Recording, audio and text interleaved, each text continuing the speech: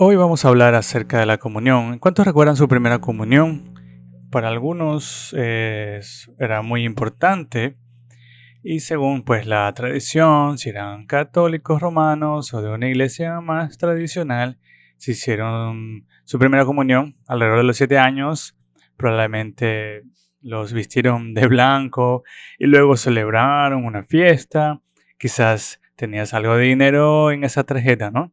Y yo no me crié en una familia católica, no me crié en una alta iglesia, me crié más bien en una iglesia bíblica. Mi primera comunión fue alrededor de los 8 o 9 años. La comunión, la que practicamos aquí en la iglesia de Kenosha, se celebra después de depositar la fe y la confianza en Cristo. Bueno, no es necesariamente un rito de iniciación como quizás lo hagan otras iglesias. Hablaremos más sobre esto en un momento. Yo recuerdo haber visto a gente tomar pequeñas como hostias y luego ver pequeños tragos de jugo de uva en el centro del culto y yo estaba confundido.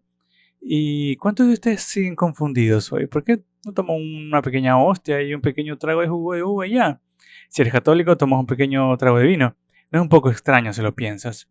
Cuando tenía 8 años, estaba confundido, lo intenté, me dijeron que se suponía que representaba a Cristo y que era una hostia y el jugo de uva se suponía que representaban la sangre de Cristo y pues lo entendí y luego el pastor habló de que era un alimento para el corazón y yo pensé, esto no fue ningún alimento, así que después le dije a mi papá, oye, aún tengo hambre. Y él me dijo, Andy, debemos ser reverentes, no hables así. Y yo, ok, bueno, entonces me sentí aún más confundido. La comunión puede ser confusa si uno no sabe de qué se trata. Y muchos de nosotros participábamos de la comunión del pan y del vino simplemente porque todos los demás lo hacen. O porque así lo dicta la tradición de nuestra iglesia. Pero ¿por qué lo hacemos? ¿Por qué resulta confuso? Lo que también puede ser confuso es cuando dirigí la comunión las primeras veces. Y cuando era pastor de jóvenes, dirigí la comunión por primera vez y luego pidieron que hablara de una conferencia juvenil y que también dirigiera la comunión ahora. Ahora, aquí en la ciudad de Kenosha, tomamos la comunión, quizás ya lo hayan recibido, si no, recibirán una al final del servicio. Vamos a comulgar al final del servicio, pero recibirán el pan, la copa y así los tomamos por separado. Los tomamos juntos, pero cada uno tiene su propia copa y su propio pan y hacemos lo que me enseñaron en el seminario. El pan viene antes que la copa, sus acciones individuales en esta conferencia. Querían que yo representara el pan. ¿Ok? Querían que todos tomaran un pedazo de pan de una hogaza, pero la diferencia era que querían que todos lo mojaran en un mismo cáliz comunitario. Creo que lo hicieron para ahorrar dinero, no lo sé, pero bueno, no estaba acostumbrado a eso, entendí lo que debía hacer mientras dirigía la comunión en esta conferencia juvenil y dije, ok, podemos hacerlo, pero cuando empecé a predicar, en cuanto empecé a celebrar la comunión, entré en lo que llamaba piloto automático del pastor. Simplemente me mencioné y me dejé llevar, así que empecé y dije, muy bien, todos tomen su pan. Este es el cuerpo, hagan esto en memoria suya. Y todos tomaron su pan. Y entonces recordé, justo cuando estaban comiendo el pan, pensé, oh no, Jesús suponía que deberían mojar en el pan. ¿Cómo termina la comunión? La banda está tocando y estoy entrando en pánico, así que me giré hacia el guitarrista y le pregunté, ¿qué debo de hacer? Y él simplemente hizo como, sabes que no sé. Y bueno, podríamos hacer algo totalmente medieval, podríamos pasar el cáliz por ahí, pero luego pensé, no, nunca más ellos me invitan acá. Bueno, porque ni siquiera me pidan que vuelva. Y bueno, y me pensaba, ¿qué hago? Así que dije, bueno, voy a intentarlo. Y le dije, oigan, todos, miren al chico con la taza. Y todos volvieron la cabeza hacia el tipo que estaba junto a la capa y dijo, Si tienes el cáliz en la mano, quiere que lo levantes con todos mirando el cáliz y digan, esta copa es para ti. Entonces dejé la copa, hice que todos aplaudieran, la banda empezó a tocar y me fui tras el escenario y todos me preguntaron, ¿qué acabas de hacer? Y yo le dije, no lo sé. La comunión puede ser muy confusa, tanto para quien participa como para quien lo preside. Pero hoy quiero hablarles del profundo significado que la comunión aporta a la iglesia. Un significado que les aporta a ustedes como individuos. Puede parecer extraño, pero me duele decirlo, muchas iglesias han dejado de practicar la comunión. Algunas iglesias ni siquiera lo hacen juntos. Alguna vez estuve en una iglesia en otro estado, en otro lugar. Tenían una canasta pequeña con instrucciones para comulgar individualmente. Me pareció extraño porque la comunión implica precisamente eso. No es acto individual. Debido a que la comunión puede resultar extraño, difícil de incorporar al culto, ha caído en desuso en muchas iglesias. Quiero que sepan que esto es complicado porque Dios manda participar juntos de la comunión. Por eso quiero hablarles sobre qué es la comunión y qué no es. Y por qué la practicamos aquí en esta iglesia. Y la razón es que este no es solo un mensaje al que tal vez vuelvan, sino que deseo que participemos de la comunión cada mes aquí en esta iglesia. Quiero que lo hagamos no por tradición, no por inercia, no por la persona a nuestro lado, sino porque comprendemos la profunda y significativa expresión que representa comulgar juntos en Cristo. Así que hablemos de lo que significa la comunión. En griego la palabra comunión proviene de koinonia, que significa compañerismo, compartir y participación.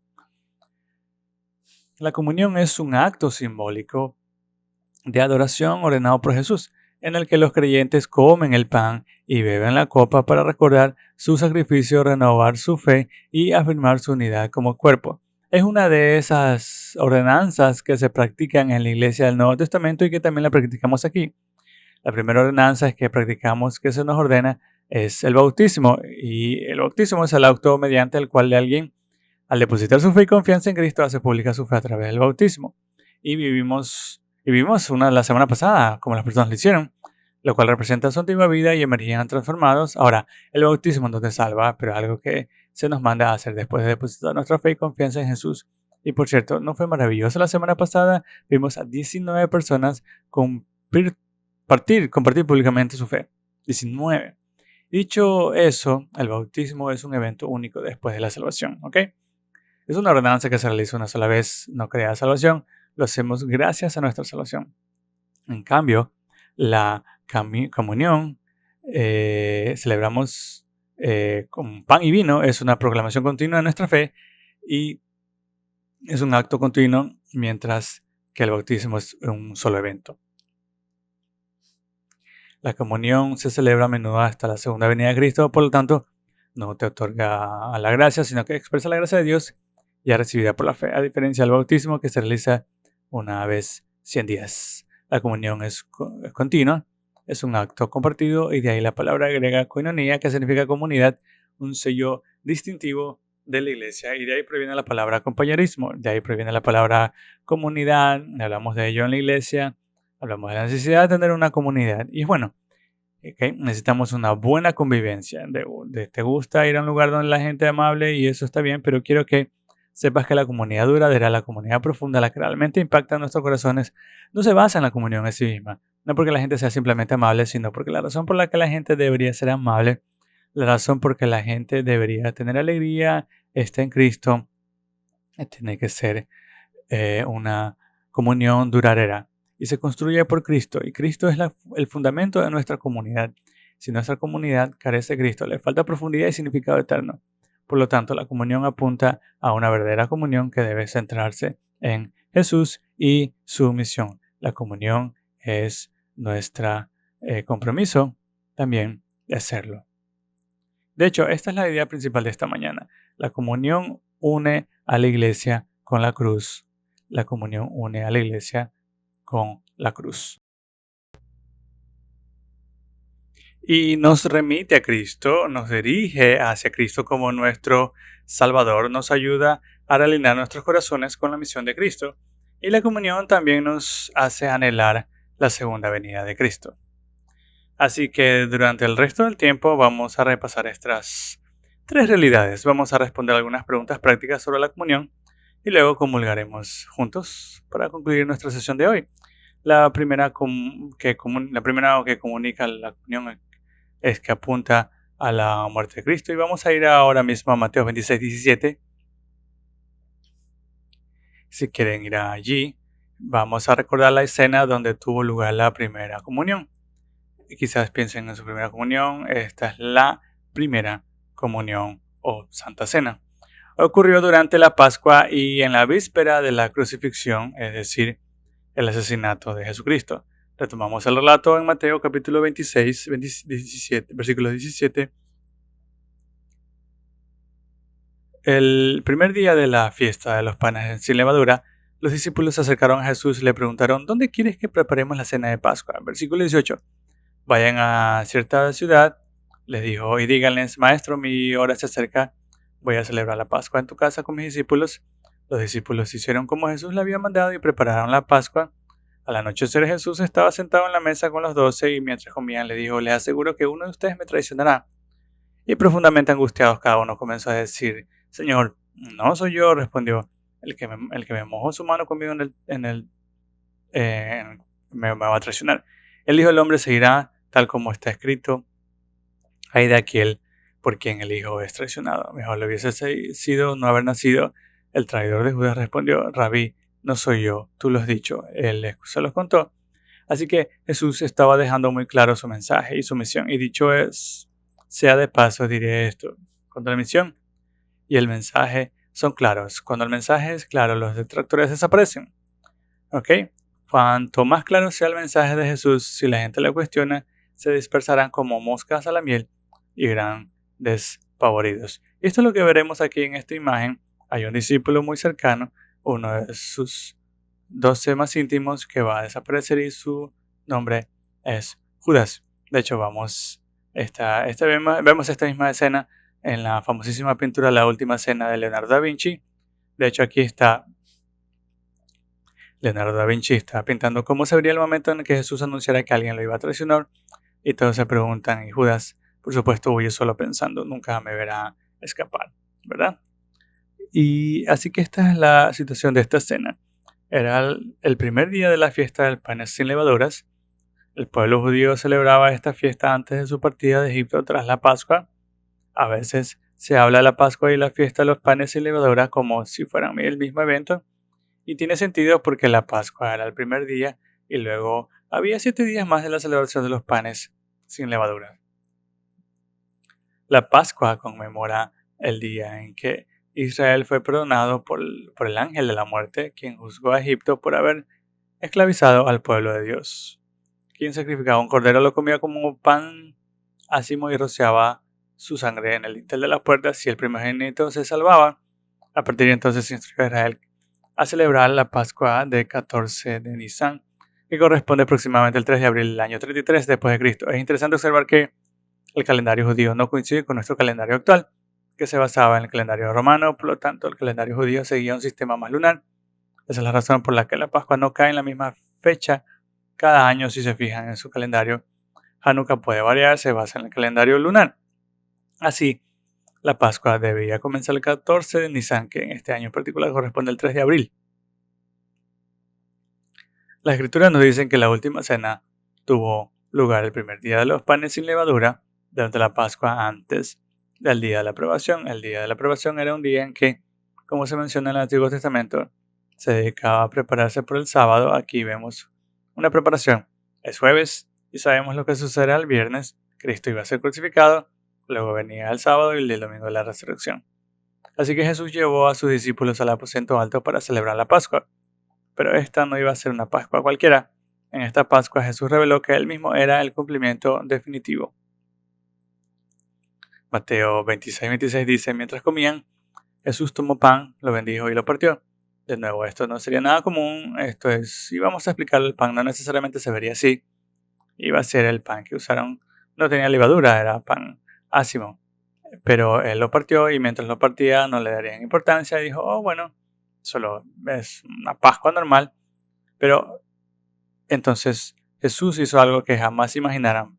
Partió el pan, se lo dio a los discípulos y le dijo: tomen y coman, este es mi cuerpo. Y luego tomó la copa, después de dar gracias, y dijo: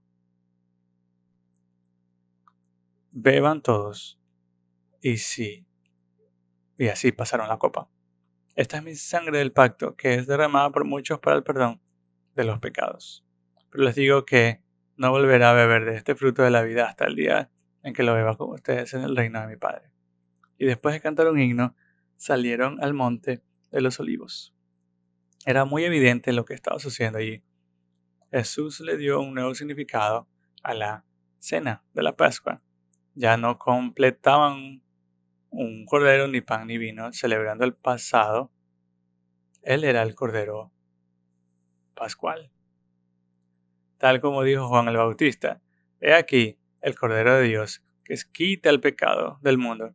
Jesús se ha revelado como el cordero. Ya no iban a celebrar el éxodo de Egipto. Ahora Jesucristo anunciaba que Él era nuestra liberación de la esclavitud del pecado. La última cena, sin lugar a dudas, señalaba la muerte de Cristo, que ocurriría en cuestión de horas. Judas se iría y le diría a los líderes religiosos a dónde iba. Se nos dice en otra parte que Judas era un ladrón, se quedaba con el dinero, pero robaba de él y luego delató a Jesús por unas monedas de plata. Y de nuevo Judas era un traidor, pero pertenecía a un círculo íntimo y fue a traicionar a Jesús. La última cena es una declaración de que Jesús es el Cordero de Dios, sacrificado por nosotros, y que iba a resucitar. Él iba a resucitar. Así como el pueblo judío sacrificaba corderos para celebrar el éxodo, Jesús declaraba ser el Cordero de Dios que quita el pecado del mundo. No sé ustedes, pero esto le da un nuevo significado a la comunión, ¿no les parece? Cuando celebramos la Santa Cena, lo hacemos en memoria suya. La comunión une a la iglesia con la cruz. Y esto nos lleva al segundo punto al que apunta la comunión. Nos señala a Cristo. En segundo lugar, la comunión nos recuerda la misión que tenemos ahora. Ahora, a los 20 años de la muerte y resurrección de Cristo, la iglesia primitiva ya estaba cometiendo errores. Cuando la gente dice, solo tenemos que hacer como la iglesia primitiva, leen el libro de los Hechos y luego la iglesia primitiva. Y se equivocaban por completo. ¿Y sabes por qué? Porque el corazón humano se deja engañar fácilmente. El corazón humano no quiere ser guiado y necesitamos comprender esto también en nuestros corazones. Así que vemos que la cena del Señor cayó en tiempos difíciles. En 20 años, esto se observa en la iglesia de Corinto. Abusaban de la comunión en lugar de practicarla según las Escrituras. Se formaban grupitos cerrados, seguían a diferentes personas, algunos a Pablo, otros a Apolos. Literalmente lo que vamos a leer es que la comunión no era un momento sagrado, era una fiesta. La gente se emborrachaba en la comunión. 1 Corintios 11:17. Esto ocurre solo 20 años después de la última cena. 1 Corintios 11:17. Ahora, al dar este anuncio, no era como lo mejor ni lo peor, pero hay divisiones entre ustedes y parte de eso es necesario que haya divisiones entre ustedes para que se reconozcan entre ustedes los que aprueban. Cuando se reúnan no serán para participar de la cena del Señor, pues cada uno comerá lo suyo, así uno no pasará hambre mientras otro se embriaga. La gente está abusando de la celebración de la comunión y se está volviendo glotona y alcohólica. Pero si conocieras la iglesia de Corinto y leyeras la primera epístola, no es algo de sorprendencia. Tenían sí su reputación, tenían fama de ser espirituales, tenían fama de tener una comunicación directa con Dios, profecías y cosas así, hablar en lenguas.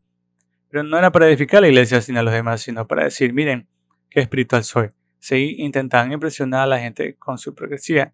Y esta iglesia de Kenosha no es así, ¿ok? Simplemente díganle a esa persona que tienen al lado, no me impresiona la hipocresía. Y no me impresiona, simplemente no me impresiona.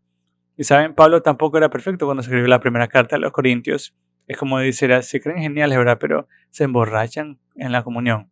¿Cómo es posible? Había divisiones, había amargura, había chismes. Pablo dice que cuando estas cosas están en nuestro corazón, por muy talentosos que seamos, no son más que un símbolo ruidoso.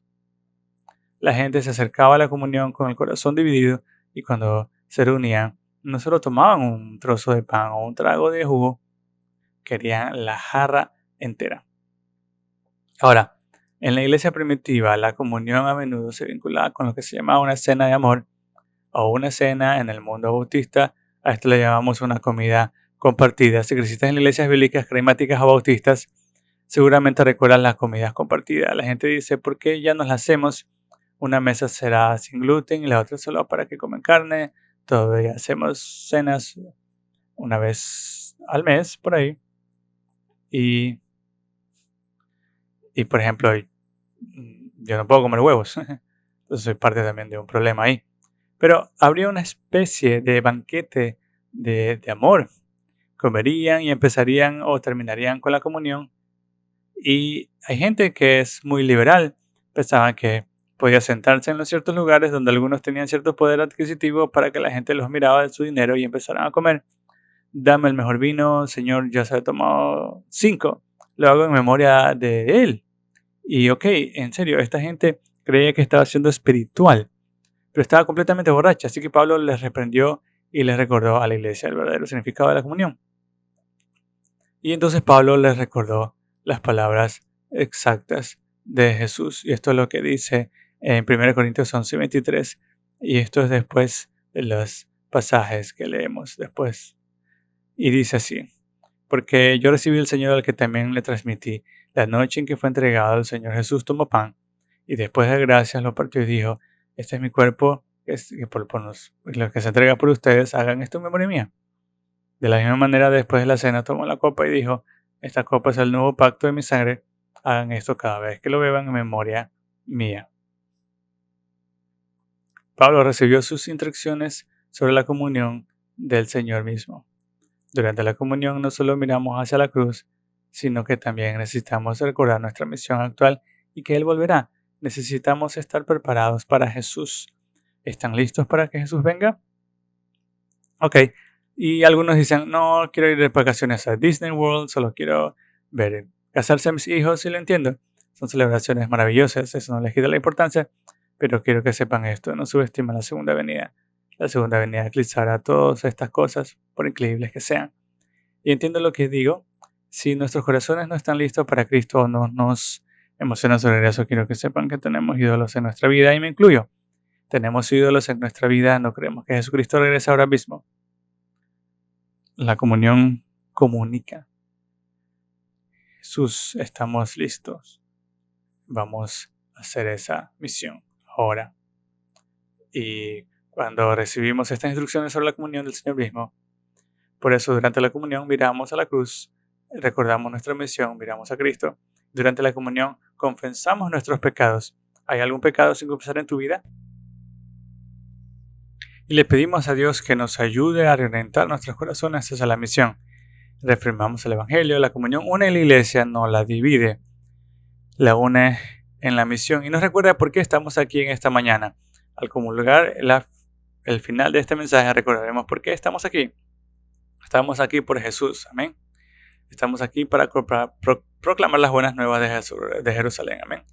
Y estamos aquí hoy para dejar este lugar transformados en nuestras comunidades, en nuestras esferas de influencia, amén. Eso es lo que hace la comunión, nos realinea y nos une a Cristo.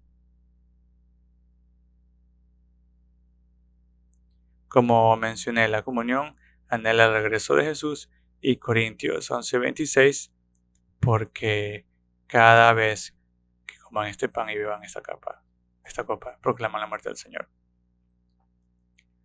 Ahora, Pablo menciona que todos los que comen y beben de la copa proclaman simbólicamente la muerte de Jesús. ¿Ok? Bueno, aquí en esta iglesia no bebemos del cáliz, ¿ok? En la iglesia de Ciudad de Kenosha no lo hacemos así. Y no hay ningún mandamiento que diga que se deba beber de un cáliz. No hay nada de eso. Pero en las iglesias primitivas lo hacían copas individuales por razones sanitarias. Pero en la iglesia primitiva usaban un cáliz y vivían de una copa. Y esto se puede ver incluso en películas donde la realeza toma una decisión, como por ejemplo, si decidimos firmar este tratado de paz, ¿qué harán a menudo? ¿Beberán del mismo cáliz? Es esa imagen de la que hace estar de acuerdo y participar en la que se dice aquí. No vemos eso, pero una vez tuve una historia de terror con cáliz. Y estaba en Inglaterra, era un evento juvenil, pero la iglesia de Inglaterra organizó la comunión. Así que un poco diferente, no soy anglicano, pero tenían como un presidente bautista, era un evento juvenil gigantesco. Yo estaba en este evento juvenil y empezaron a repartir el pan y yo pensé, ok, esto lo tengo controlado. Bueno, tenían dos filas, estaba la fila anglicana, que era el vino, y luego estaba la fila carismática, que era el jugo. Así que, bueno, muy bien, nosotros somos bautistas, así que pónganse en esa fila. Y ustedes también eran adolescentes. Era un evento juvenil, así que un momento, estaba bebiendo de un cáliz. Había 30,000 personas en el evento. Y bueno, tienes que entender que yo estaba casi al final de la fila. Para cuando me dieron la copa tenía como migas de pan flotando. ¡Qué asco! Así que, Dios mío, tomé el pan y en espíritu bebí de la copa. Ok, no bebí de la copa ese día. Y a veces nos enfrascamos demasiado en los distintos símbolos y sus métodos y creo que a veces perdemos de vista su verdadero significado al comulgar. Oramos juntos, al tomar juntos nuestro pan y nuestro vino simbolizamos que somos partícipes del Evangelio.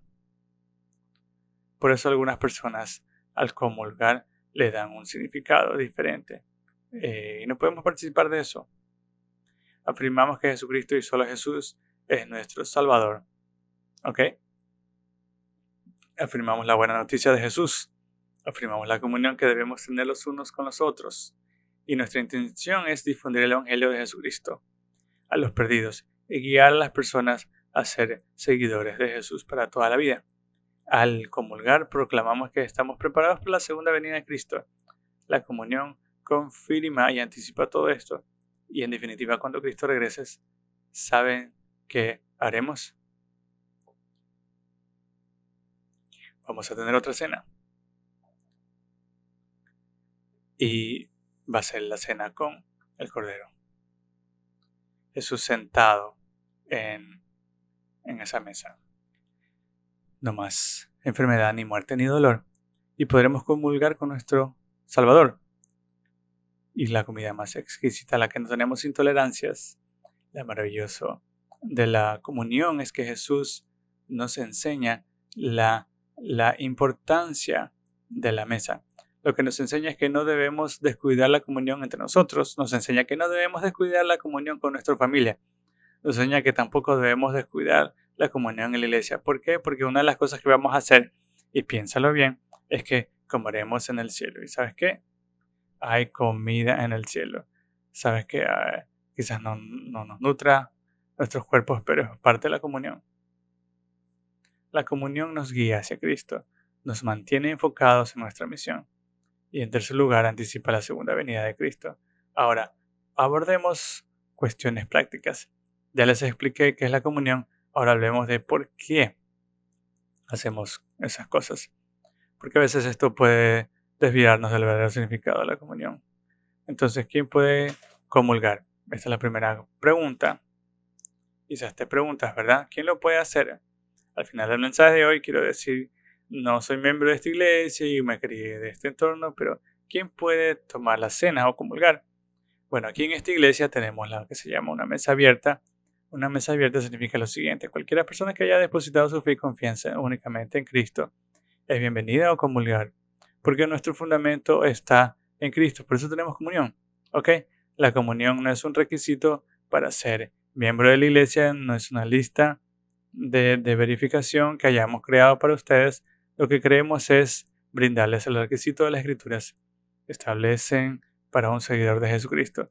Esto contrasta con algunas tradiciones de la iglesia y tal vez creciste en una iglesia, podría ser una iglesia católica, luterana o incluso bautista, donde se practica lo que se llama una mesa cerrada, lo que significa que solo los miembros de esta iglesia en particular pueden comulgar. Eso es una mesa cerrada. Lo único que les pedimos hoy es que si no tienen una relación con Jesús, les daremos la oportunidad de depositar su fe y confianza en Él antes de la comunión. Ok, si quieres puedes participar después de depositar tu fe y confianza en Jesús, pero el requisito es que necesitas conocer a Jesús. Así que si estás aquí y piensas, no tengo una relación con Jesús, no lo sigo, entonces te pedimos que observes y queremos ser sinceros, ¿ok?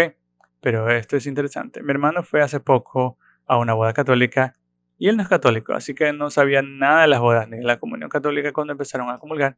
Bueno, para los que tienen raíces católicas, sé que casi la mitad de nuestra iglesia tiene raíces católicas, te identificarás con esto. Tienes que ser católico y vivir de la fe católica para comulgar. Mi hermano no lo sabía, así que cuando fueron a recibir la hostia, el pan, su esposa le preguntó, oye, Aarón, ¿qué haces? Él respondió, estoy comulgando. ¿No puedes hacer eso? Y sí, por supuesto que lo puedo hacer.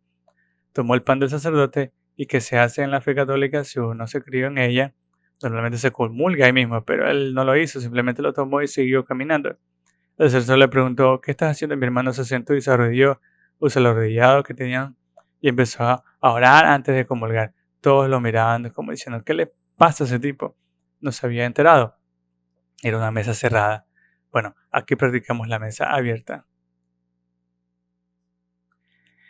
Y la razón por eso es porque todo es Jesús.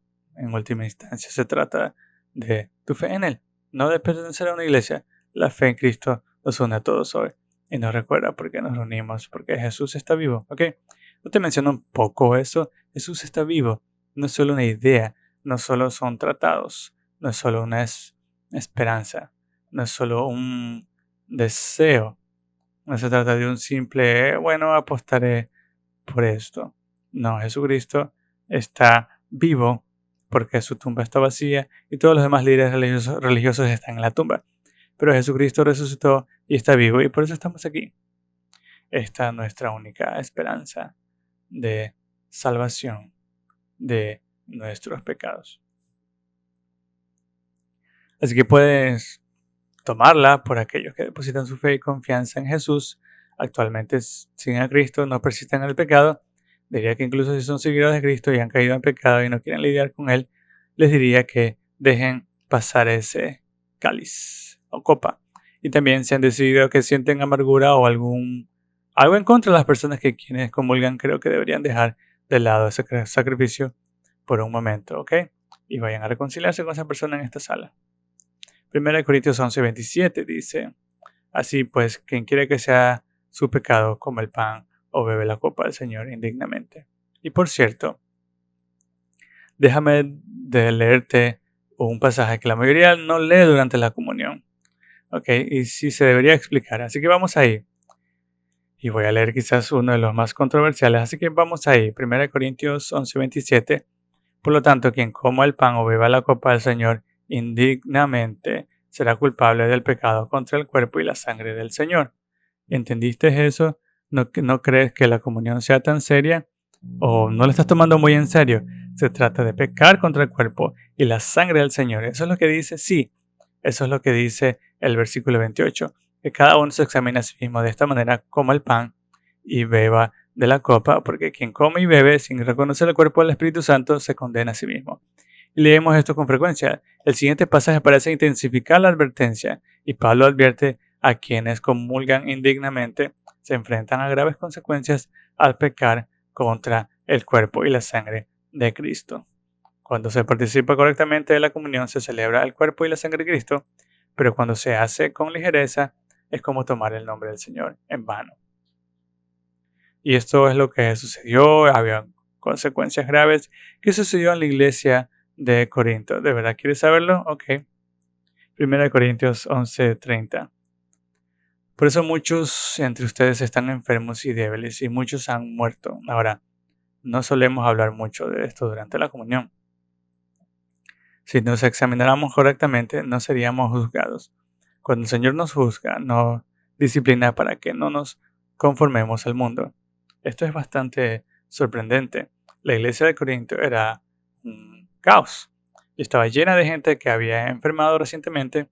Ahora un montón de esta gente enfermando se pregunta, ¿qué había en el agua? ¿Qué había en ese pan que estaban haciendo? ¿O qué pasó? Hay una enfermedad que se estaba propagando y que Pablo que les dice, quieren saber qué pasó, es por la Santa Cena, por la comunión. No se lo toman en serio. ¿Y fue un juicio directo o indirecto sobre la totalidad de su vida? Eso es debatible, pero inevitablemente empieza en Hechos capítulo 5. Ananías y Zafira, al mentir sobre sus ofrendas, murieron.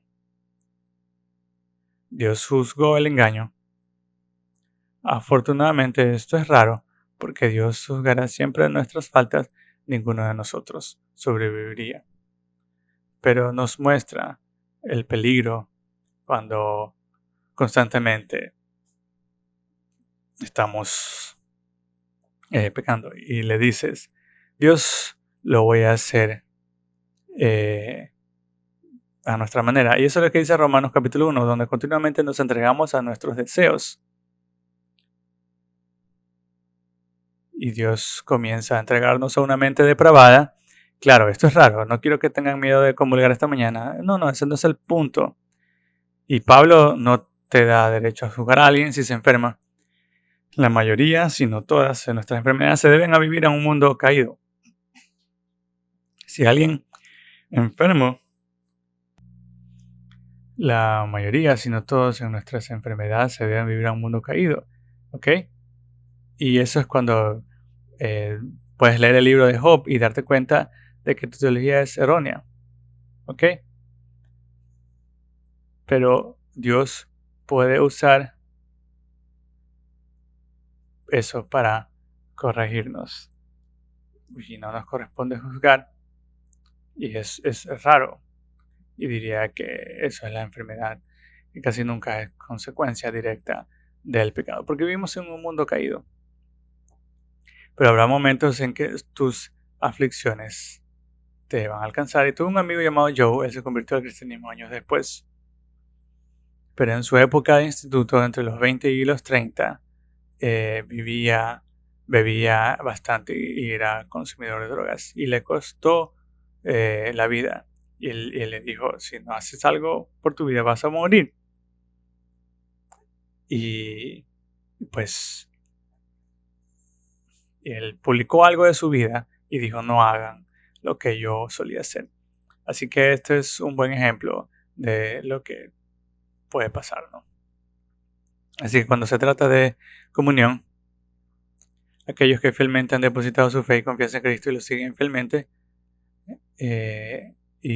pero lo que quiero que sepas es que si tienes el corazón correcto o estás haciendo esto con corazón bueno delante de Dios, puedes tomar esa comunión, lo que has depositado en Jesús, su fe, y lo siguen.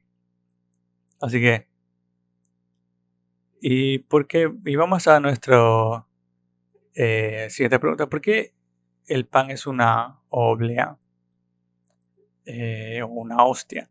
Muchas personas me han preguntado esto y esto es una imagen muy importante. Como mencionamos anteriormente, la única cena se celebraba durante la Pascua judía.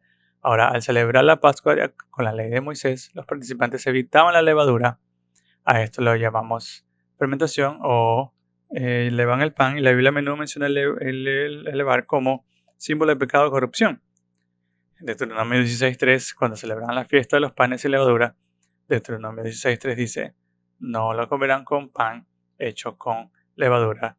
Durante 7 días comeréis pan sin levadura, el pan de la aflicción, porque saliste de Egipto precipitadamente, así todos los días de vuestras vidas. Recordáis el día de vuestra salida de Egipto. Al comer pan sin levadura recordaba al pueblo judío que no debían dejarse influenciar por influencias corruptosas y les recordaba la promesa que tenían en el Señor incorruptible. Esto podría parecer propio del Antiguo Testamento, pero vemos esta imagen de la levadura también en el Nuevo Testamento. Jesús lo dice en Mateo 16:6. Los discípulos se preguntaban de dónde iban a conseguir pan y Jesús les dio un ejemplo práctico. Mateo 16:6 dice, tengan cuidado, guardaos de la levadura de los fariseos y de los saduceos. Y claro, al principio los discípulos estaban confundidos, estaban hablando del pan. Creo que Jesús quiere decir algo más. Mateo 16:12 Entonces comprendieron que les había dicho que se cuidaran de la levadura y el pan, sino de la enseñanza de los fariseos y saduceos, porque eso aumentaba pues y afectaba todo. Y así la comunión nos recuerda en que debemos centrarnos y centrarnos en el Señor, el Salvador incorruptible, que necesita encontrarse con nuestro corazón corruptible. Pablo advierte a la iglesia de Galacia y también menciona a la levadura. En Galatas 5:7 les dice a los galatas que estaban cayendo a la presa del legalismo y de las falsas enseñanzas y van bien. ¿Quién les impidió obedecer la verdad? Esta persuasión no viene de aquel que los llamó. Un poco de levadura fermenta toda la masa.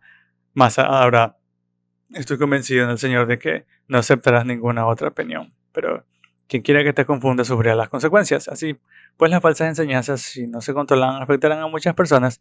Y lo he visto a lo largo de casi 2 décadas de ministerio. Incluso las enseñanzas que consideramos absurdas, si no son bíblicas, se propagarán. ¿Por qué? Porque nuestros corazones son vulnerables y propensos a desviarse, y por eso necesitamos estar en la verdad de Dios. No podemos permitir que un solo versículo arruine todo el mensaje. Y la iglesia de la Galacia estaba siendo influenciada por el grupo de la circuncisión, un grupo de fariseos que añadían información a la palabra de Dios e introducían enseñanzas marginales y divisivas en la iglesia. Básicamente son los youtubers más populares de hoy en día.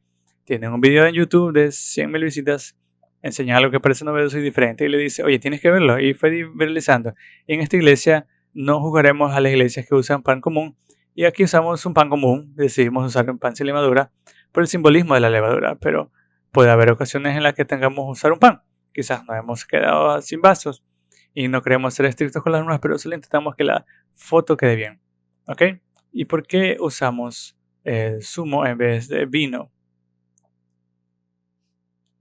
Hay algunas razones teológicas, pero la mayoría son prácticas. Tal vez creciste si tu primer contacto con alcohol fue en la iglesia. Las expectativas judías sobre el vino que se usaba durante la Pascua se encuentran en los escritos de la Mishnah. Allí se indica que el vino debe diluirse en una proporción de 3:1 y esta habría sido sin duda la copa que se usaba en tiempos de Cristo. De hecho, a menudo se traduce como copa, porque era una mezcla de vino y agua. 3 partes de agua, una parte de vino, lo que le convertiría prácticamente en lo que hoy consideramos sin alcohol. De hecho, muchos lo declararían así hoy en día. La razón era que el proceso de fermentación que conocemos hoy aún no se había inventado. Además, se diluía para evitar la embriaguez, como vimos en la iglesia de Corinto. Por eso, es una de las razones por las que el vino actual es hasta 6 veces más potente que el se usaba en la época judía. Es porque se diluía.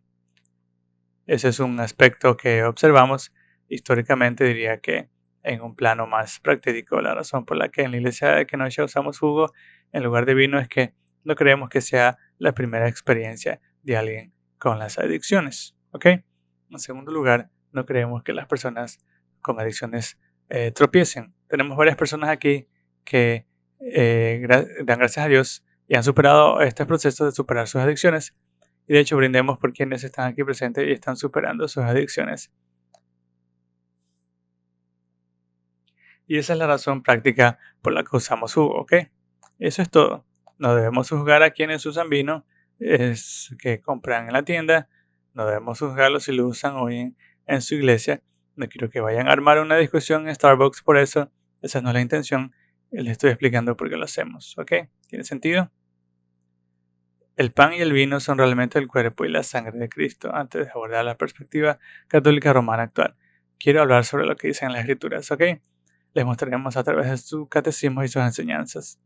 Y que esto es importante porque más de la mitad de nuestra congregación en ambos servicios tienen raíces católicas, así que queremos estar de acuerdo. Así que, ¿qué enseñan las escrituras al respecto?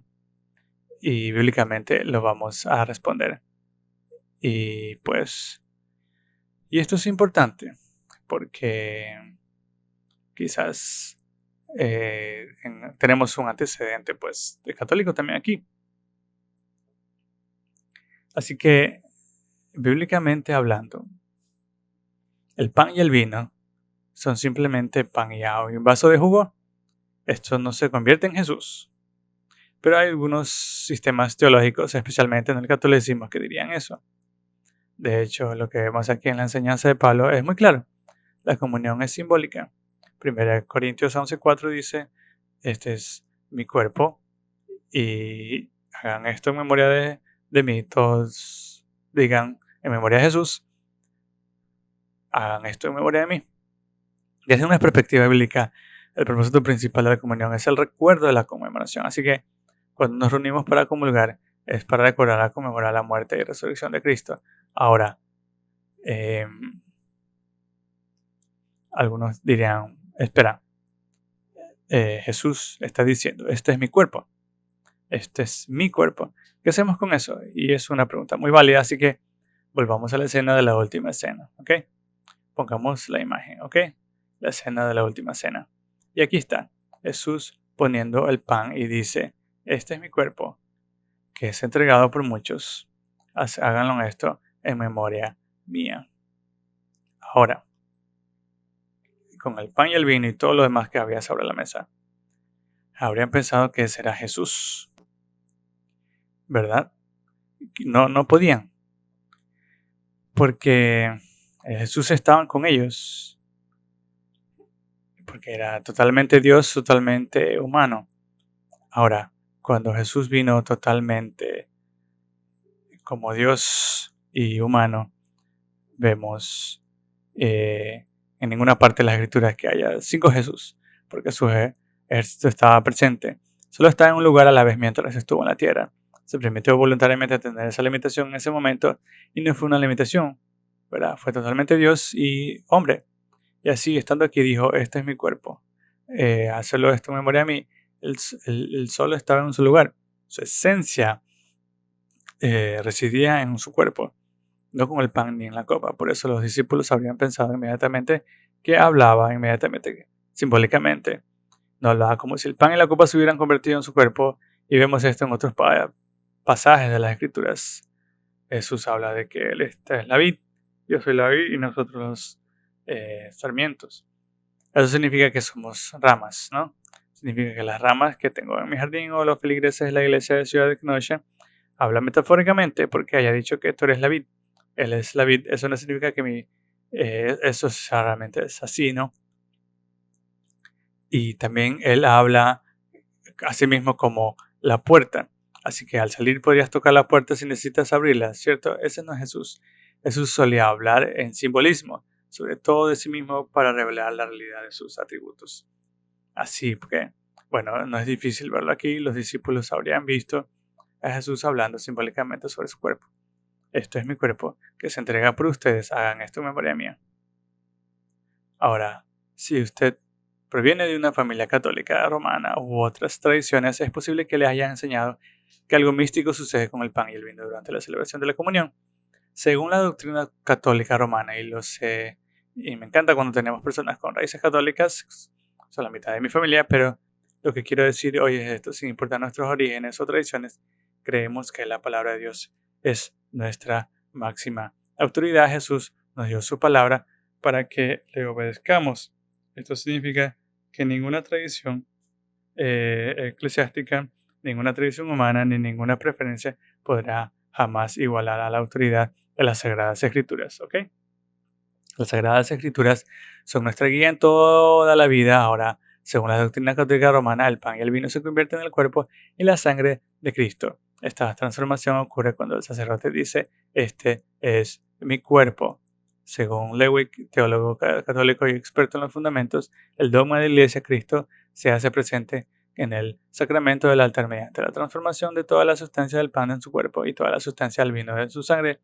Esta transformación en el dogma católico se denomina transubstanciación. Por lo tanto, la comunión se considera en la Iglesia Católica como una extensión del sacrificio en Cristo en la cruz, que proporciona a los fieles la redención a comulgar. En otras palabras, si quieres salvarte, tienes que comulgar, ¿ok? La comunión no te salva, pero te inicia en el proceso de salvación. Por eso se habla del precepto pascual. La gente acude a la Pascua para cumplir con este precepto. Si vas a mantener la comunión mínima según el dogma católico, tienes que comulgar al menos en Pascua.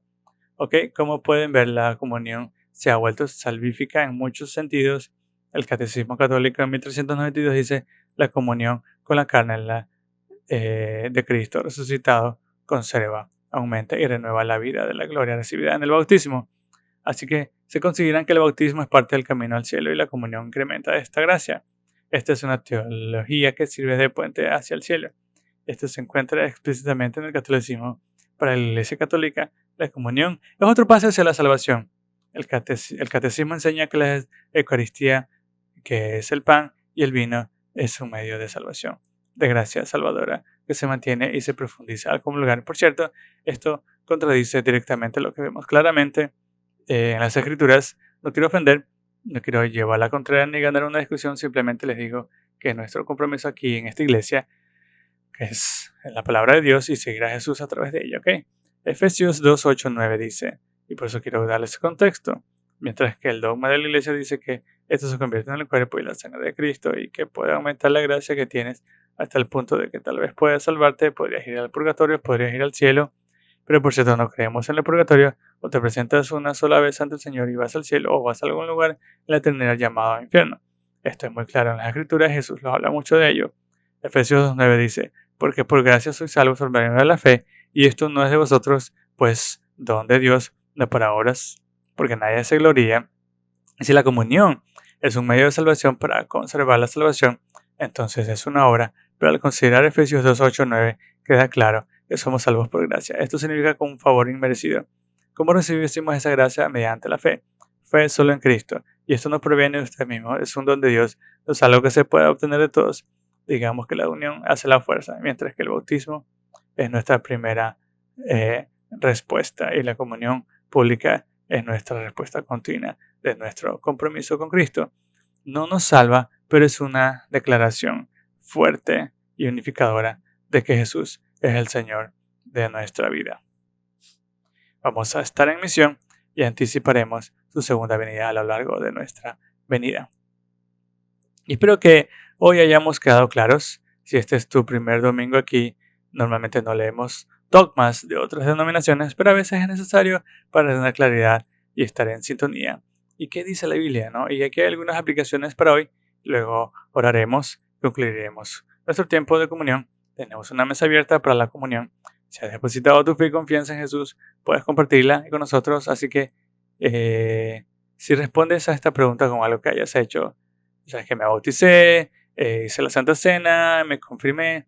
Esa no es la manera de conocer a Cristo. Puedes conocer cosas sobre Cristo. Pero lo que quiero decir es, ¿conoces personalmente a Cristo? ¿Has depositado tu fe? No por obras, sino por gracia. ¿Conoces a Cristo? En segundo lugar, esto va para todos los presentes. Conozcas a Cristo o no. ¿A qué pecado se aferran? ¿Cuál es ese pecado que tan fácilmente les enreda? ¿Qué es eso con lo que van a lidiar hoy en la comunión? Van a decir, Dios, al comulgar ante ti, ayúdame con este pecado que tan fácilmente me enreda. Quizás para algunos de ustedes sea la lujuria o amargura. Tal vez estés enojado con alguien. Tal vez simplemente no puedas controlar lo que dices. Tal vez sea codiciar lo que otro tiene. Tal vez estés molesto con Dios por cómo se han desarrollado las cosas en tu vida. Hoy le presentarás estas cosas al Señor y quiero que las nombres. En tercer lugar, ¿qué en tu vida te impide recordar a Jesús y su misión? ¿Qué te abruma y te hace relegar a Jesús en tus prioridades? ¿No te planteas si los demás conocen a Cristo o no? ¿No piensas en cómo puedes servir a Jesús en tu comunidad? No piensas en nada de eso porque algo más te distrae. ¿Le darás a eso el lugar que le corresponde y a Dios el suyo? Responde esas preguntas hoy. Oremos y luego tomaremos la cena juntos.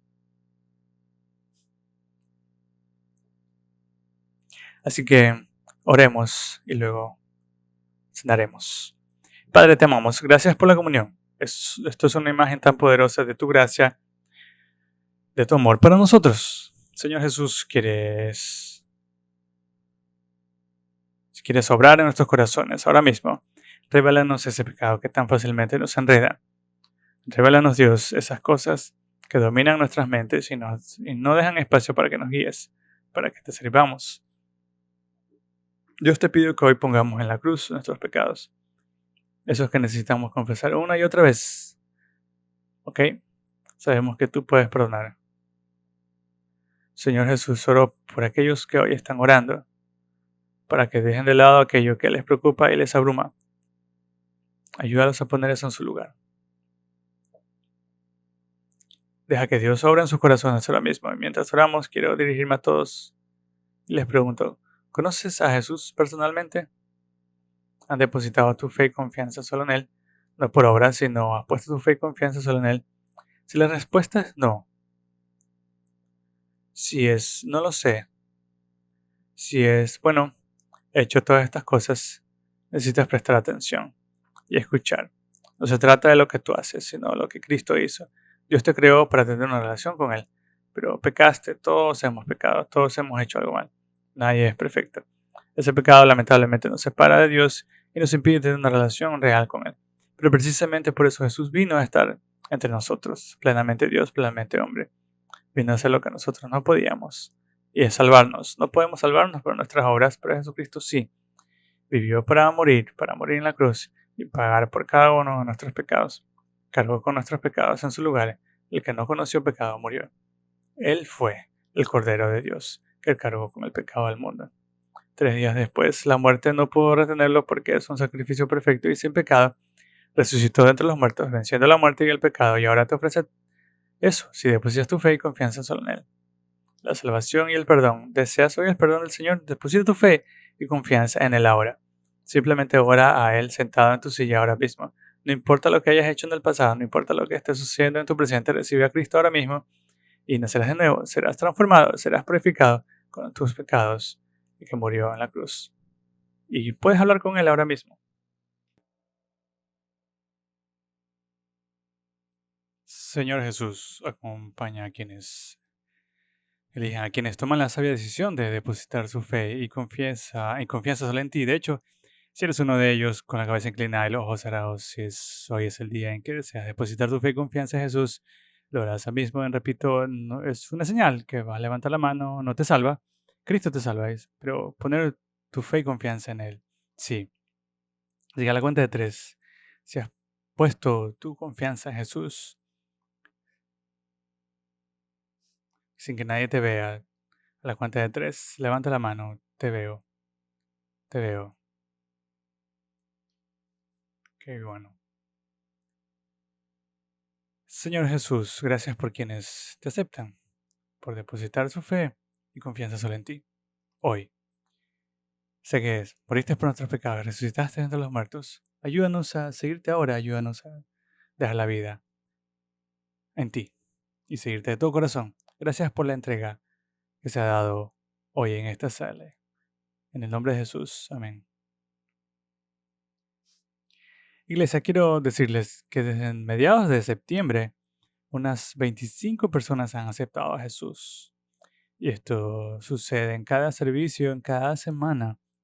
La semana pasada, 19 personas compartieron públicamente su fe. Hay algo maravilloso está sucediendo aquí. Y debemos darle todo el crédito al Señor. Todo el crédito a Él. Alabado sea Dios. Y bueno, vamos a terminar. Y hemos hablado de la comunión, de la Santa Cena. Así que vamos a participar de ella. Y si aún no la tienes, levanta tu mano. Podemos compartirte de la Santa Cena.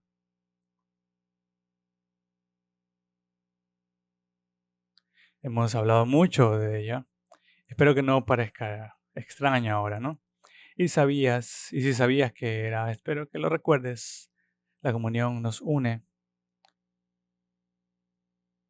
afirmando que Jesucristo es el Señor, que Jesucristo es nuestro Salvador, que solo a través de Cristo, su cuerpo quebrantado y su sangre derramada, tenemos esperanza para todos los que depositan su fe y confianza solo en Él. Es una mesa abierta y significa que si has depositado tu fe y confianza en Jesús, incluso si acabas de depositar tu fe y confianza en Jesús, puedes participar hoy mismo. No hay vergüenza ni juicio para quienes no participen. También quiero animar a todos los seguidores de Cristo presentes. Si tienes algún pecado sin confesar o algún resentimiento en tu corazón hacia alguien, enfréntalo antes de participar. Puedes hacerlo mientras participas. Asegúrate de hacerlo. No dejemos que esto sea una tradición, ni que lo hagamos porque la persona de al lado lo hace, ni que actuemos por inercia. Centrémonos en Cristo, en lo que hizo por nosotros. Centrémonos para que podamos servirle en su misión. Centrémonos y porque Él puede volver en cualquier momento. Y juntos pensemos y estemos siempre solo en Él. Así que tomémonos unos minutos para agradecerle por morir. Si tienes pecados que confesar, puedes hacerlo. Y recuerda, la comunión no te salva. Hacemos esto para aquellos que han puesto su fe y confianza en Jesús. Así que tomémonos unos momentos para la comunión.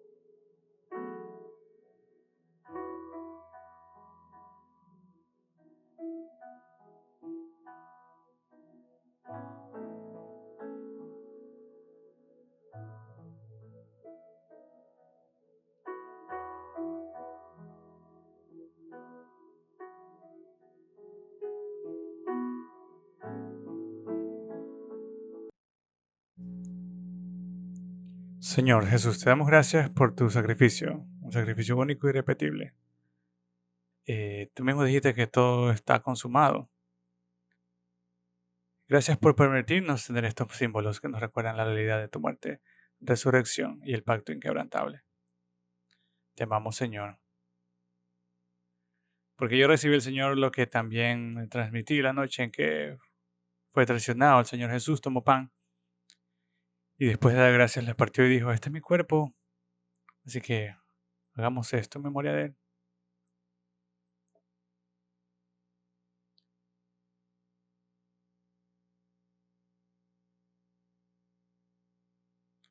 De la misma manera, tomó la copa y dijo, esta copa es el nuevo pacto, mi sangre. Hagan esto todas las veces que la beben, en memoria mía. Así que tomemos juntos, iglesia. Señor Jesús, gracias, porque tu pacto con nosotros es inquebrantable. Ayúdanos a tener corazones puros. Ayúdanos a ser personas más como tú. Gracias por tus buenas nuevas. Gracias, Señor Jesús, por quien eres. Oremos en el nombre de Jesús. Amén. Gracias por acompañarnos hoy en la iglesia de Ciudad de Kenosha. Es un verdadero honor para nosotros ser parte de todo lo que Dios está haciendo en tu vida y a través de ella. Y nos encantaría acompañarte en este camino. Si te convertiste a cristianismo, hoy el siguiente paso es el bautismo. El bautismo es el acto de público de fe en Jesús, un símbolo de transición de una vida antigua a una nueva. Si deseas registrarte a saber más sobre el bautismo, visita kenosha.church/events.